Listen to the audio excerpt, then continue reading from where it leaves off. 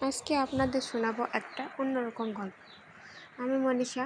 আমি যখন ক্লাস 10-এ তখন আমার একটা ছেলেকে খুব ভালো লাগতো, কিন্তু কখনো তাকে বলতে পারিনি সাহস করে। ছেলেটির নাম মামুন। একদিন হঠাৎ সে আমাকে প্রপোজ করে বসে। আমি অবাক। আমি মনে যা ভাবছিলাম সে এটা বলেই দিল। আমি বলি, আমিও তোমাকে ভালোবাসি অনেক দিন ধরে, কিন্তু বলতে পারিনি। এভাবেই আমাদের প্রেমে শুরু হয়। আমরা একই ক্লাসে পড়াই, প্রতিদিনই আমাদের দেখা হতো। আমাদের বাসাও ছিল একই গ্রামে। তারপরও লোকচক্ষুর ভয় কখনো দেখা করিনি। এভাবেই কেটে যায় 2টি বছর। তারপর এসএসসি পরীক্ষা হয়, ফলাফল প্রকাশিত হয়।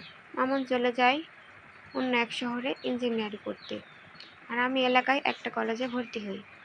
আমি নার্স করতে খুব ভালোবাসতাম, আর এই নার্সই আমার মামুনকে আমার কাছ থেকে কেড়ে নিল।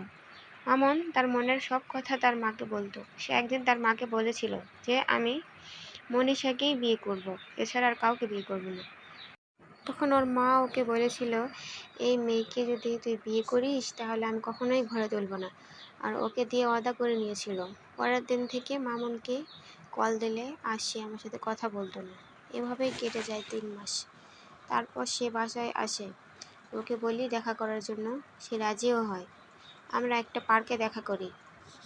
ও আমাকে বলে, তোমার সাথে আমি আর কথা বলতে পারবো না, দেখা করতে পারবো না, ব্রেকআপ। আমি জিজ্ঞেস করলাম কেন? সে সিগারেট খাচ্ছিল। বলে রাখা ভালো, তার এই সিগারেট ছাড়ানোর জন্য আমি অনেক কিছু করেছি, এমনকি সিগারেট কেড়ে নিয়ে আমার হাতে ছেঁকাও দিয়েছি, তারপরও তার সিগারেট ছাড়াতে পারিনি। মূল আলোচনায় ফিরে আসি। সেদিন সে বলেছিল, তুমি নেচে বেড়াও, যার কারণে আমার মা তোমাকে মেনে নেবে না। তখন আমি বলি, আমি নাচ ছেড়ে দেব। তারপরও সে আমার কথা শোনেনি। আমার কথা সে শোনেইনি একেবারেই। সে চলে যায়। এই দিনের পর থেকে আমি মানসিক ও শারীরিকভাবে দুর্বল হয়ে যাই। কেটে যায় 5 বছর। তার বিয়ে ঠিক হয়। মেয়েটা দেখতে খুব সুন্দর। তারপর আমারও বিয়ে ঠিক হয়। আমার যার সাথে বিয়ে ঠিক হয় সে মাশাআল্লাহ অনেক ভালো মানুষ। সে আমার অনেক যত্ন করতো, আমাকে অনেক ভালোবাসতো। বিয়ের 3 বছর পর আমি প্রেগনেন্ট হই।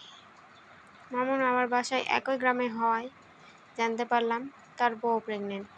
আমার 3 মাস চলতেছে, আর তার বউয়ের 6 মাস। একদিন শুনলাম তার বউয়ের মারাত্মক সমস্যা, তাকে নাকি ডেলিভারির জন্য ঢাকায় নিয়ে যাইতে হবে। যেহেতু সে আমার ক্লাসমেট ছিল, তাই তাকে একদিন মেসেঞ্জারে নক দিলাম।